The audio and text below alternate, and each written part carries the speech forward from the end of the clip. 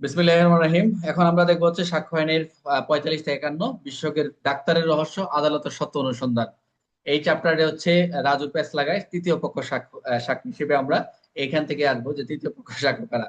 আচ্ছা, বিশেষজ্ঞ ডাক্তার রহস্য আদালতের সত্য অনুসন্ধান এই পর্বে শিখবো 45 বিশেষজ্ঞের মতামত, 46 বিশেষজ্ঞের মতামতকে সমর্থন এবং খণ্ডনকারী তথ্য, 47 হাতের লেখা সম্পর্কে মতামত এবং 48 প্রথা রীতি নীতি সম্পর্কে মতামত, 49 পারিবারিক সামাজিক সম্পর্কে ব্যবহার মতামত, 50 হচ্ছে রিলেশন সম্পর্কে, 51 হচ্ছে বিশেষজ্ঞ মতামত যেটা গ্রাউন্ডস অফ অপিনিয়ন, যেটা মতামতের হেতু।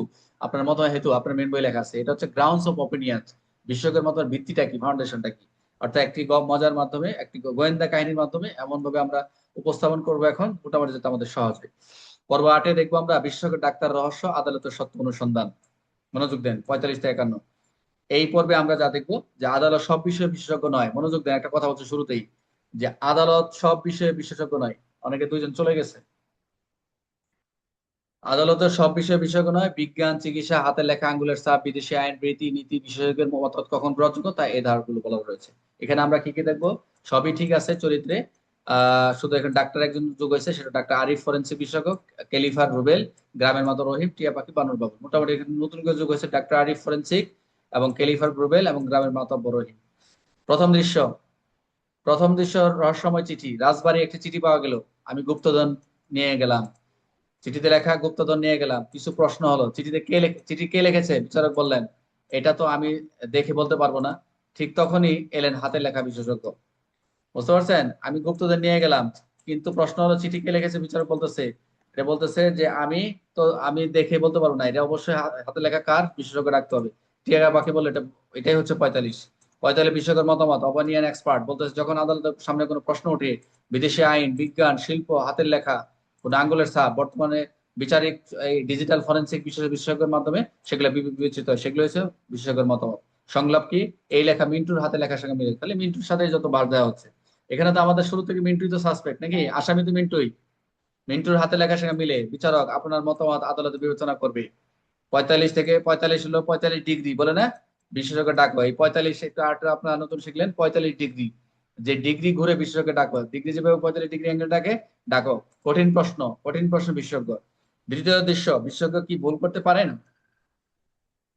বিশেষজ্ঞ কি ভুল করতে পারেন? একটা কথা বলছে।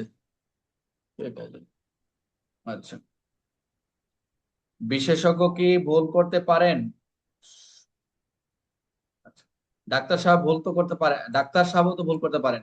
গোয়েন্দা আরো তথ্য সংগ্রহ করলেন, সিসিটিভি ফুটেজ, আঙ্গুলের ছাপ, কালি পরীক্ষা রিপোর্ট, এইসব তথ্য বিশেষজ্ঞের মতামতকে সমর্থন করলো।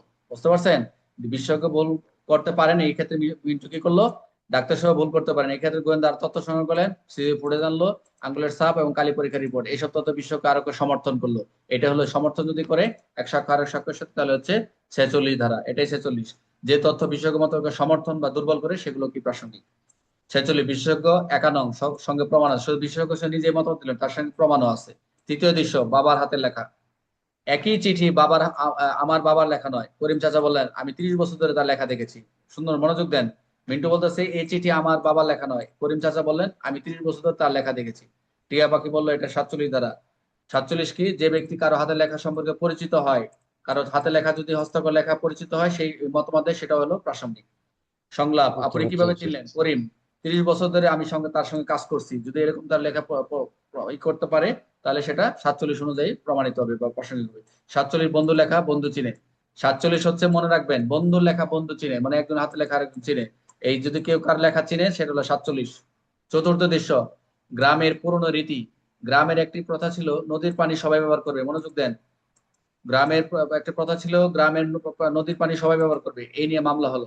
বিচারক জিজ্ঞেস করলেন, এই গ্রামের রীতি কে জানে? গ্রামের প্রবীণ একজন মাতব্বরকে ডাকি নিয়ে আসছে, বললো, আমি 60 বছর ধরে এই রীতি দেখে আসছি।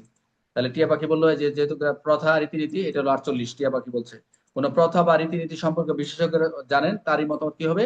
আদালতে প্রাসঙ্গিক হবে।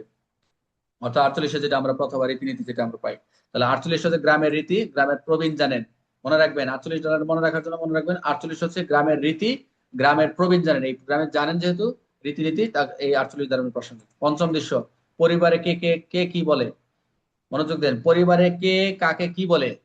মনোযোগ দেন, পরিবারের কে কাকে কি বলে। যে একটি উত্তরাধিকার প্রশ্ন উঠছে, উত্তরাধিকার মামলায় প্রশ্ন উঠছে, সেলিম কি করিম সাহেবের দত্তক সন্তান?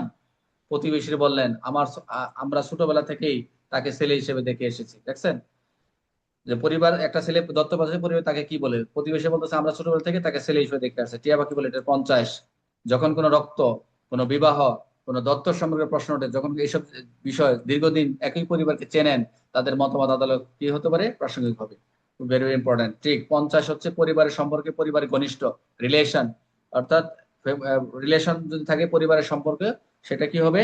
এই 50 অনুযায়ী প্রাসঙ্গিক হবে। ষষ্ঠ, বিশ্বকর্ম যুক্তি কোথায়? এই এখন যে বিশেষজ্ঞরা যুক্তি দিবে, যুক্তিটা কোথায়? এই ফাউন্ডেশনটা কোথায় দেখি। বিশেষজ্ঞরা বলেন এটি মিন্টুরই লেখা। এই লেখাটা লেখছে যে এটা মিন্টুর লেখা। আইনজীবী লীলা জিজ্ঞেস করলেন কেন? বিশেষজ্ঞ বললেন অক্ষরের ঢং একই, ম লেখার ধরন একই, স্বাক্ষরের চাপ একই। তার মানে বিশেষজ্ঞ কি করলো? সে তো সে ইয়ে দিল না, সে আবার এটাকে প্রুফ করে বললো অক্ষরের ঢং একই, ম লেখার ধরন একই, স্বাক্ষরের চাপ একই। এটা চ্যালেঞ্জ করছে কি উকিল, যে না কেন এটা তার লেখা না। টিয়া পাখি বলে এটা 51 দ্বারা। অর্থাৎ বিশেষজ্ঞের মতামত ভিত্তি, এই যে গ্রাউন্ডস অফ অপিনিয়ন যেটা বলছিলাম, এই শুধু সিদ্ধান্ত নয়, কি কারণে এই সিদ্ধান্ত পৌঁছেছে সেটাও একটা গুরুত্বপূর্ণ। যেটা শুধু সিদ্ধান্ত নয়, আপনি সে কেন সিদ্ধান্ত পৌঁছেছেন, কিভাবে পৌঁছলেন, সেটা একটু ব্যাখ্যা করতে হবে। এবং শুধু 51 শুধু উত্তর নয়, কারণও বলো, বুঝছেন? এটাই মনে রাখবেন সবসময়। 51 তো মনে রাখবেন, শুধু এটা কারণ নয়, মত গ্রাউন্ডস অফ অপিনিয়নটা দিল, যে মত হেতুটা দিল, শুধু উত্তর নয়, এটা কারণও বলো। তাহলে আমরা এখানে গিয়ে 49টা কি বাদ গেছিল নাকি আপনাদের? আচ্ছা, হ্যাঁ, আচ্ছা। তাহলে আমরা মোটামুটি এখানে এই পর্যন্ত কিন্তু দেখলাম। আজকে ক্লাসটা টাইম শেষ, কেটে যাবে। তো মোটামুটি আমরা ষষ্ঠ পর্ব আমরা 45 থেকে 51 পর্যন্ত দেখলাম, ঠিক আছে? তো এখানে মোটামুটি আবার তাহলে আমরা 49 বিশেষজ্ঞের জ্ঞান, ওগুলো আমার তো দরকার নাই। আর 45 থেকে বিশেষজ্ঞ গোষ্ঠী বা প্রতিষ্ঠান নিয়ম, এগুলো আমরা দেখলামই।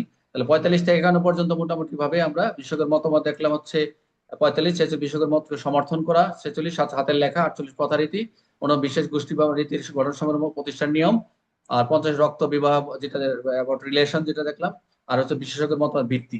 এই ছিল মোটামুটি আমাদের 45 থেকে 51। 48 প্রথা, 49 বিশেষ গোষ্ঠী রীতি মতামত, 50 পারিবারিক সম্পর্ক রিলেশন। সেটা এভাবে তিনটে আলাদা করে মনে রাখার জন্য একটু দেখা যাচ্ছে। যাই হোক, আমরা মোটামুটি 45 টাকার মধ্যে শেষ করে দিলাম, যেহেতু ক্লাসের সময় নাই, আর 1.5 মিনিট আছে, কেটে যাবে। তো মোটামুটি আপনারা কালকে একটু কষ্ট করে, কালকে আপনাদের একটা নিব, আমি মৌখিক টেস্ট নিব। আহ আপনারা একটু কষ্ট করে 3 ধারা থেকে এই 51 পর্যন্ত সবাই সূচিটা মুখস্থ করবেন সবাই।